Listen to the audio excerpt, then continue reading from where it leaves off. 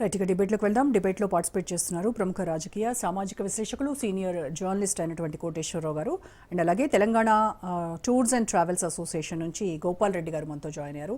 అలాగే తుర్లపాటి నాగభూషణ్ రావు గారు ప్రముఖ విశ్లేషకులు, ముగ్గురు మనతో జాయిన్ అవుతున్నారు. నమస్కారం అండి.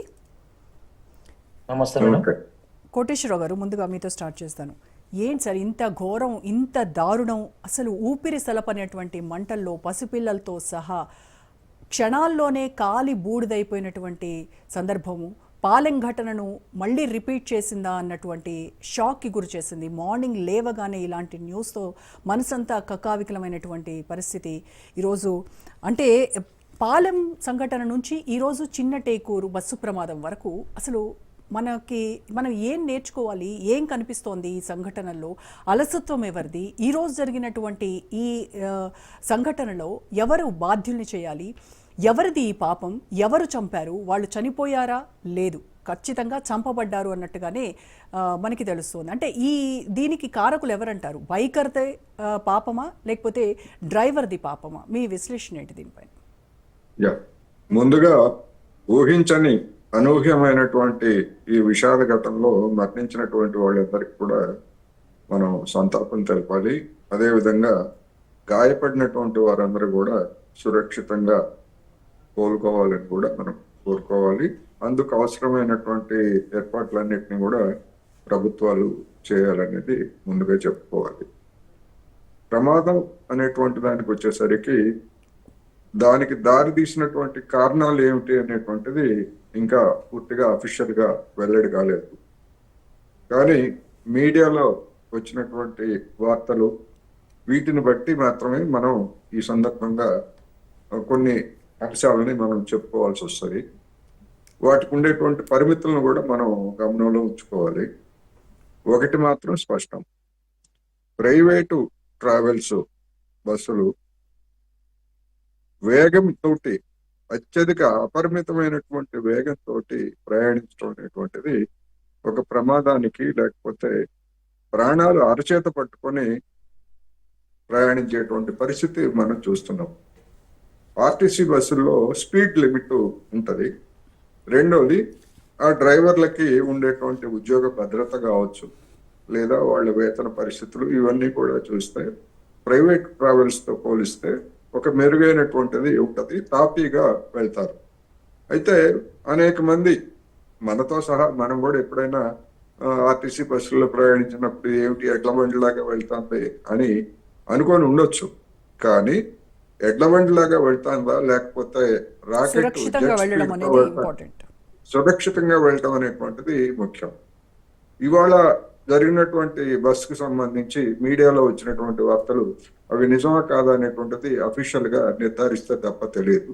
అసలు దాని ఫిట్నెస్ మొన్నటి మార్చి 31తోనే ముగిసిపోయింది.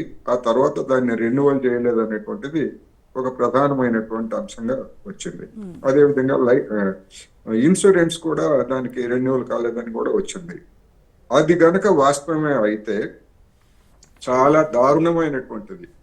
అటు యాజమాన్యము, తనిఖీ చేయాల్సినటువంటి రాష్ట్ర ప్రభుత్వ విభాగము, ఇవన్నీ కూడా ఉంటాయి. అట్ ది సేమ్ టైము వినియోగదారులుగా, అంటే బస్సు ప్రయాణించేటువంటి వినియోగదారులుగా మనకు ఉండేటువంటి ప్రయాణికులకు ఉండేటువంటి రైట్స్ కూడా ఉంటాయి.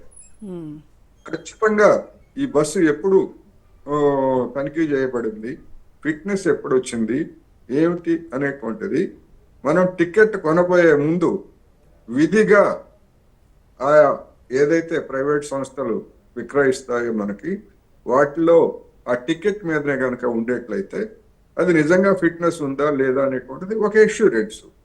సరే, తప్పుడు సమాచారం ఇచ్చి తప్పుడు దాన్ని ముద్రిస్తే అది డెఫినెట్ గా అది వేరే సమస్యలకి దారితీస్తుంది. అటువంటివి కొన్ని బస్సుల్లో బోర్డుల్లో డిస్ప్లే చేయడము లేకపోతే ఇటువంటి ఒకటి.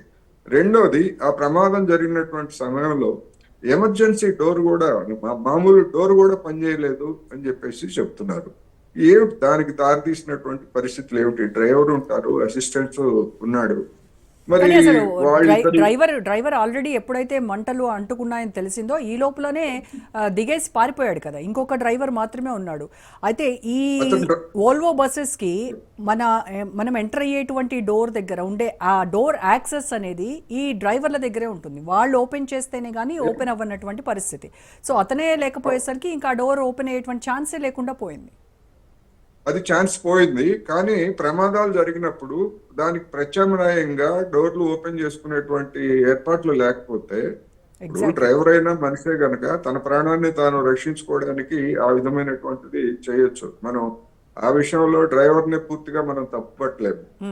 రెండో డ్రైవర్ ఉంటారు. రెండో డ్రైవర్ ఉన్నాడా? మామూలుగా అయితే ఆర్టీసీ బస్సులు లాంగ్ రూట్ లో వెళ్ళేటువంటి వాళ్ళకి ఆర్టీసీ బస్సులో అయితే ఇద్దరు డ్రైవర్లు ఉంటారు.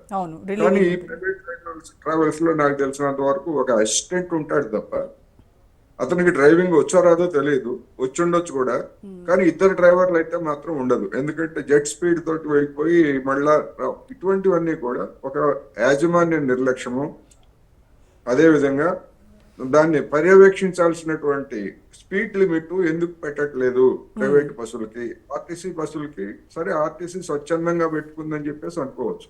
కానీ ప్రయాణికుల భద్రత రీత్యా ప్రైవేట్ బస్సులకు కూడా పెట్టాల్సినటువంటి అవసరం మనకు కనిపిస్తా ఉంది. అనేక సందర్భాల్లో అతివేగంతో ప్రమాదాలు జరిగినట్లు గతంలో రిపోర్ట్లు వచ్చాయి.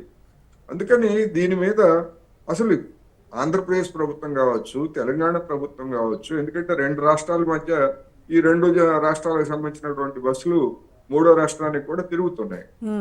ఎవరు దీనికి అసలు బాధ్యత వహించి ప్రయాణికుల భద్రత గురించి రోజు జరుగుతాయని కాదు, లేకపోతే ఇంకోటని కాదు, ఒక్కసారి జరిగినా కానీ అనేక కుటుంబాలు అనేక ఆశలతోటి పనిచేస్తున్నటువంటి వాళ్ళు కావచ్చు, ఎవరైనా కావచ్చు, జీవితాలు ఛిద్రమైపోయినటువంటి దానికి ఎవరు బాధ్యత వహించాలి అంటే ఖచ్చితంగా రాష్ట్ర ప్రభుత్వాలే బాధ్యత వహించాలి, నిబంధనలను అమలు జరపాలి. అదేవిధంగా బస్సుల యొక్క తయారీ, బాడీ బిల్డింగ్ కావచ్చు, లేదా సీట్లు కావచ్చు, స్లీపర్స్ కావచ్చు, అవన్నీ కూడా ప్రమాణాలకి లేదా ప్రమాదాలు జరిగితే ఏ విధంగా తప్పించుకోవడానికి అనుగుణంగా ఉన్నాయా లేదా అనేటువంటిది ఫిట్నెస్, అన్ని రకాల ఫిట్నెస్ ఇవ్వాల్సినటువంటి యంత్రాంగం ఏ గుడ్డి గుర్రాలకు పళ్ళు దొంగతున్నది అనేటువంటిది ఇవాళ ఈ ఉదంతంతో ఒక ప్రశ్నగా వచ్చిందనేది